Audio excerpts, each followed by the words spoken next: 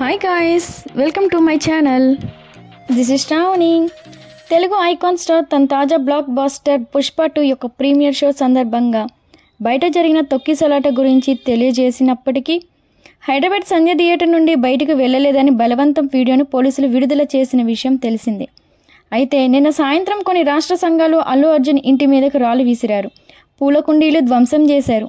అయితే అల్లు అర్జున్ పిల్లల్ని మాత్రం అక్కడ నుండి వాళ్ళ మామ వాళ్ళ ఇంటికి సేఫ్గా పంపించారు. ఆ గొడవ ఎందుకు జరిగింది అంటే 25 కోట్లు అల్లు అర్జున్ ఇవ్వాలని నిరసన వ్యక్తం చేసినట్లు తెలుస్తుంది.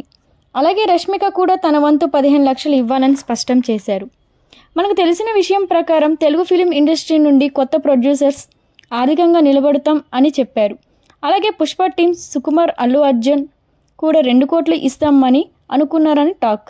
అయితే మన తెలుగు సినిమాకి పాన్ ఇండియా రేంజ్కి తీసుకెళ్లిన స్టార్ ఇలా చిక్కుకుపోవడంపై మీ అభిప్రాయం కామెంట్ బాక్స్లో తెలపండి.